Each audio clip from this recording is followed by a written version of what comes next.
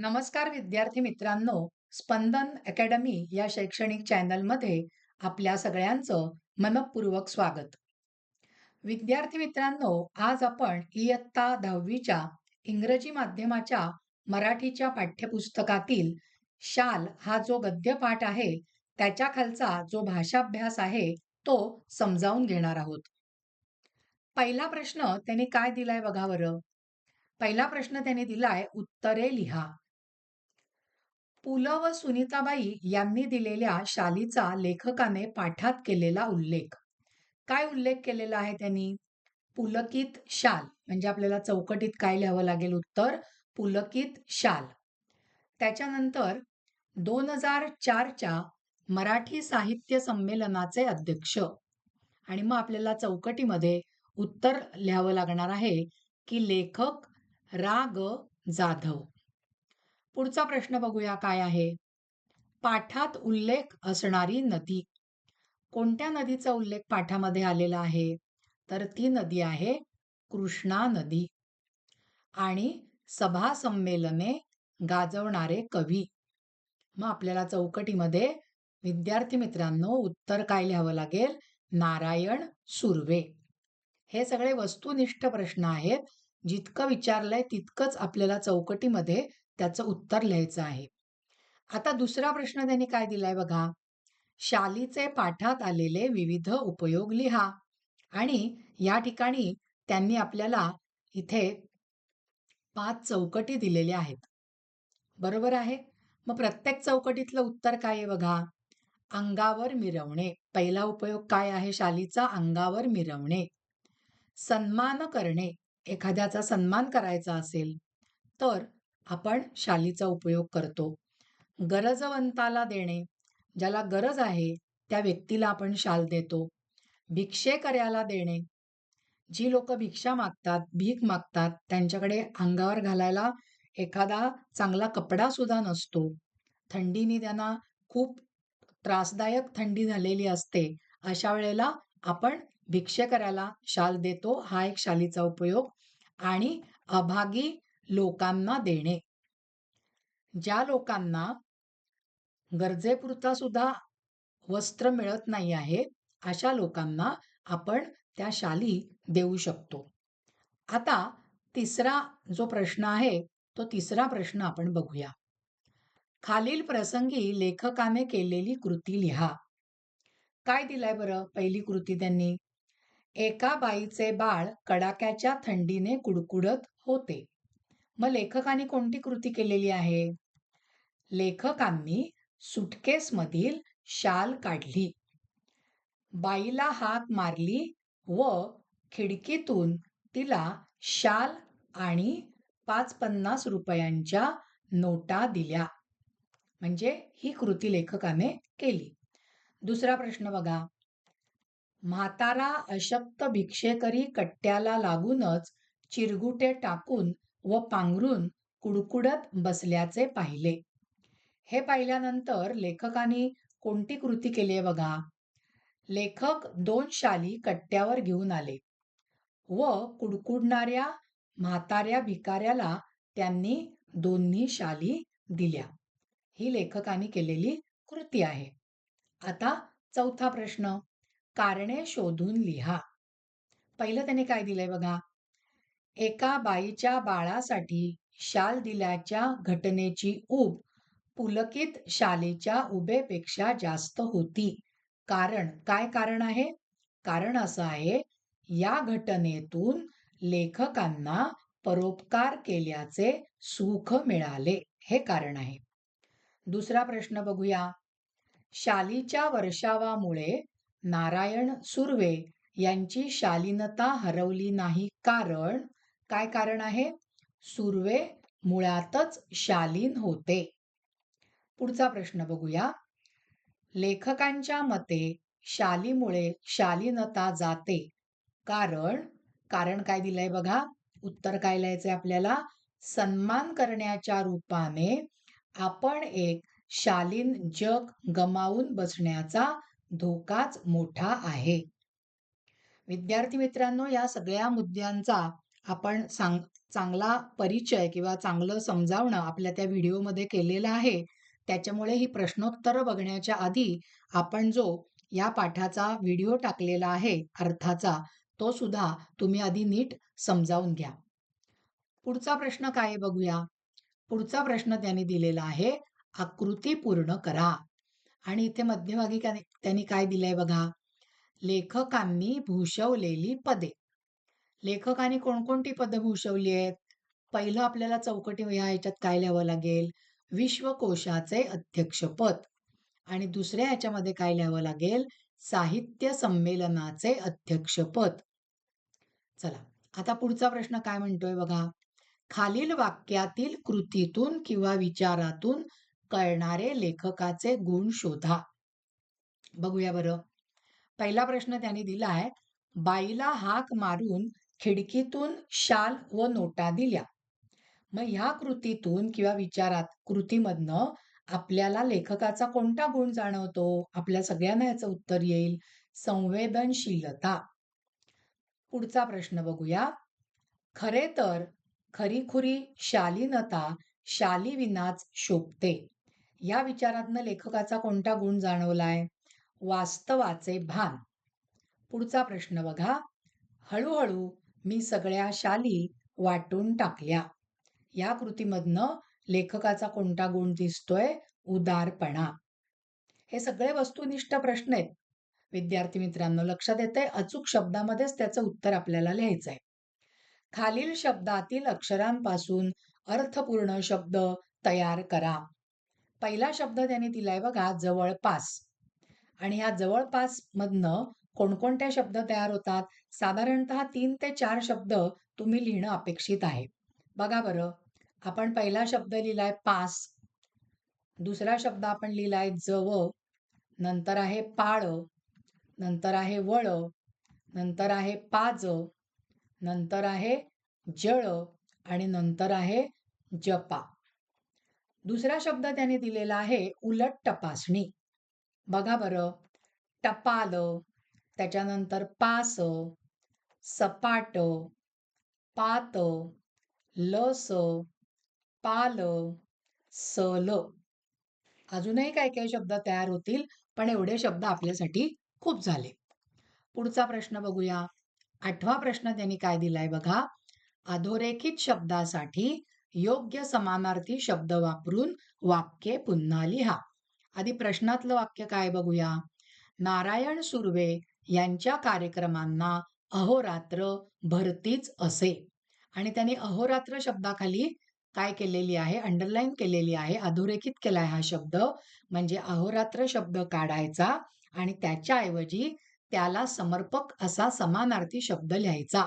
उरलेलं वाक्य जसंच्या तसंच. मग आपण इथे अहोरात्र शब्द काढला आहे आणि कोणता शब्द घातला आहे? रात्रंदिवस. मग आपलं उत्तराचं वाक्य काय झालं विद्यार्थी मित्रांनो? नारायण सुर्वे यांच्या कार्यक्रमांना रात्रंदिवस भरतीच असे. चला, आता पुढचा प्रश्न. खोलीच्या दक्षिणेकडील खिडक्या कृष्णा नदीच्या चिंचोळ्या प्रवाहावर होत्या. चिंचोळ्या ह्या शब्दाखाली अंडरलाईन केलेली आहे. म्हणजे हा शब्द काढायचा आहे आणि ह्याच्याऐवजी समानार्थी शब्द लिहायचा आहे.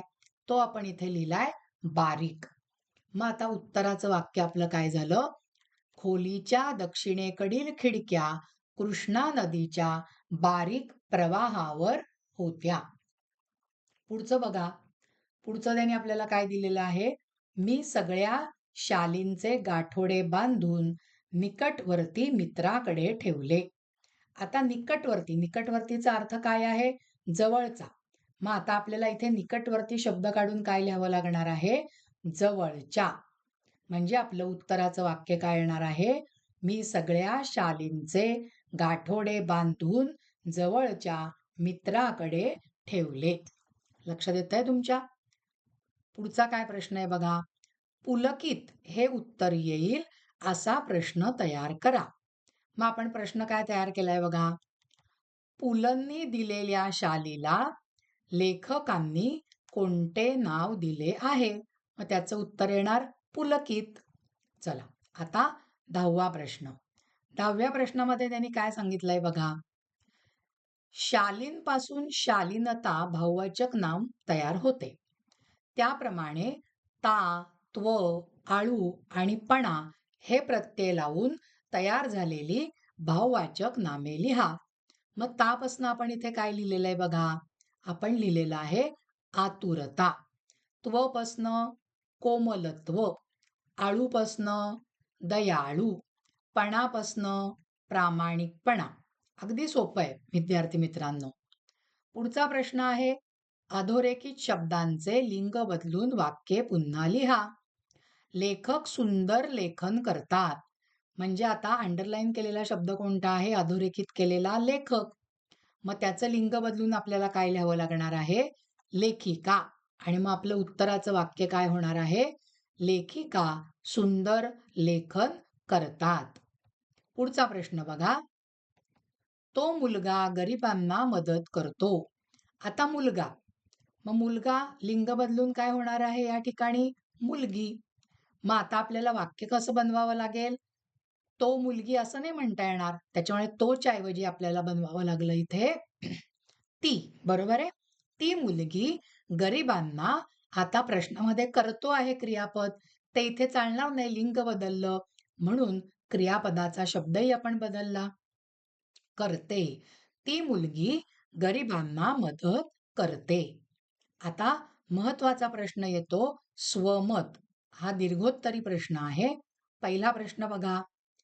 शाल व शालीनता यांचा पाठाच्या आधारे तुम्हाला कळलेला अर्थ स्पष्ट करा. अगदी मोजकच उत्तर लिहायचं आहे विद्यार्थी मित्रांनो. बघूया बरं. शाल हे सन्मान चिन्ह आहे. शालीनता हा सज्जन व्यक्तीचा स्वभाव धर्म आहे. जी व्यक्ती स्वभावतःच म्हणजे स्वभावानुसार पहिल्यापासूनच स्वभावतःच शालीन असते, तिला शाल अधिक शोभा देते. खरे तर शालीन व्यक्तीला शालीची गरजही नसते, कारण तिच्याकडे आधीपासूनच शालीनता आहे. शाल अंगावर पांघरली म्हणजेच ती शालीन होणार आहे असं नाही. त्या व्यक्तीचा शालीनता हा स्वभावच सन्मानाला सन्मान देणारा ठरतो. आणि दुसरा मुद्दा काय आहे उत्तराचा बघा. जी व्यक्ती दुर्जन असते, तिला शालीने कितीही नटवले तरी त्या व्यक्तीत शालीनता येणे अवघड असते. असं अगदी जे समर्पक उत्तर आहे ते उत्तर आपल्याला लिहायचं आहे. आता पुढचा प्रश्न बघा.